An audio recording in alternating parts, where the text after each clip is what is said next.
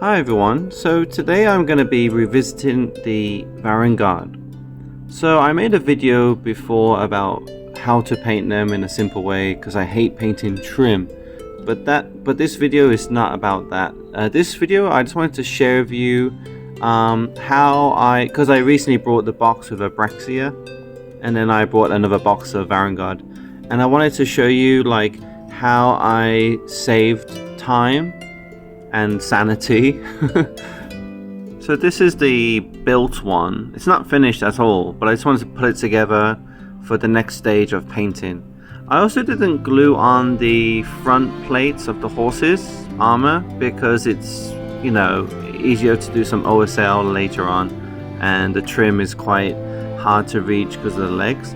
I also painted and printed some 3D printed bases and painted them separately just to make everything easy, save time, and I can put them in the box and just airbrush them.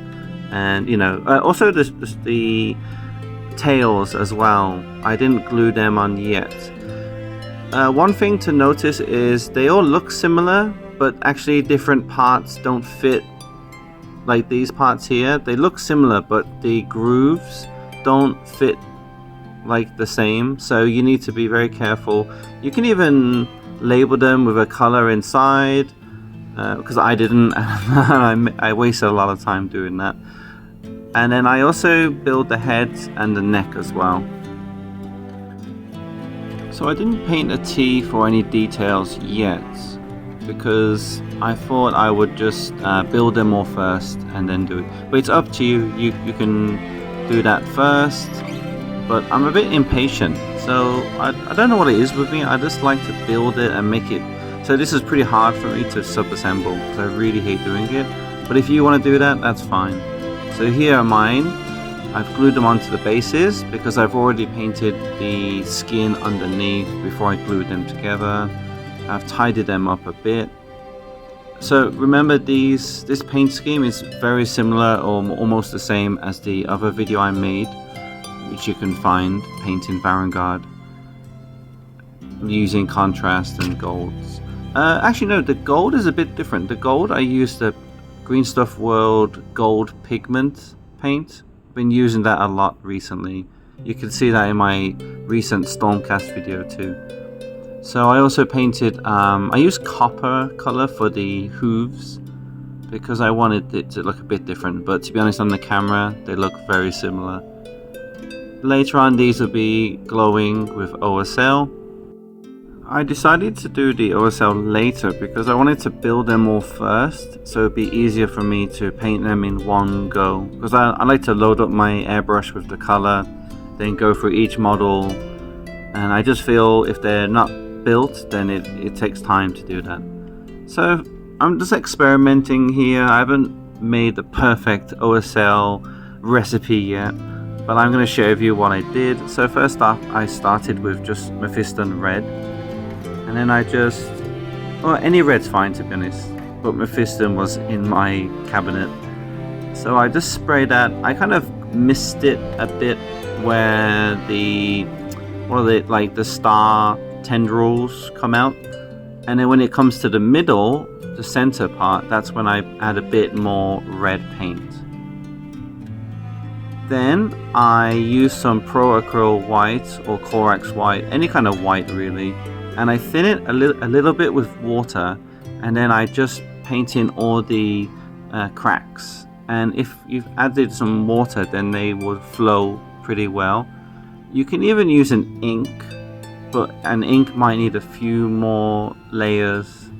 I also used some of the white for the teeth, as it's already on my brush, so may as well. Now I start using some fluorescent paint. So this is fluorescent orange, so I'm trying orange first, and again I'm just misting it around it over the red, but I'm also spraying it deeper in the center part, and already you can see it's becoming a bit more interesting as it starts building up.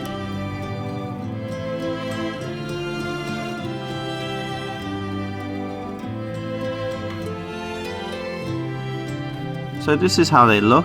And to be honest, I'm pretty happy already. I kind of should have stopped, but I wanted to push it even more. I do the same thing with the orange on the front armor panels. Now I use white again, and I just put it into all the cracks. This part here I'm painting at the moment, this will be the hottest, so I spend more time in there like with the white and make it nice and thick, just so when I add the next color on, it'll be nice and strong. The next color will be yellow, a fluorescent yellow. I use mostly AK Interactive paints and also Vallejo.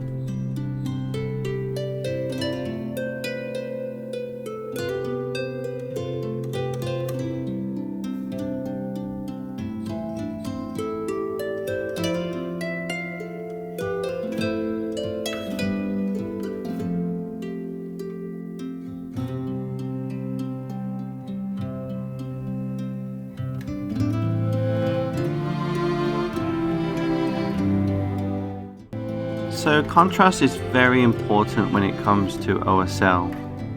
So now I go over the areas surrounding the glowing parts, and I thinned it a little bit with water, but I use a paint called Basilicanum Grey. I normally can't say that paint's name, but it worked.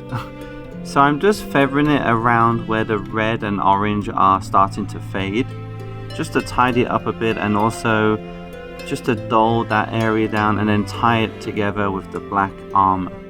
And you can see immediately the difference with the front armor plate on the left and then the armor plate on the right. It's much different.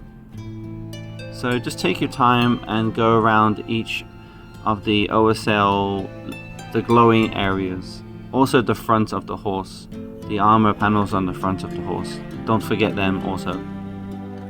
If you want to see more in-depth OSL examples and tutorials, you can check my video that I recently made.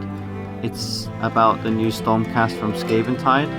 You can check out that one, and that has a long part about using OSL and making the weapons fiery. And also the old Varanguard video that I made previously, that also has some OSL tricks that you can use for these models.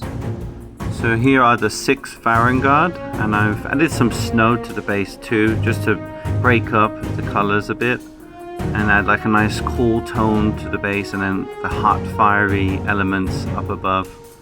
So I hope you enjoyed it, and please subscribe if you want to see more. Please leave a comment, and thank you very much. Bye.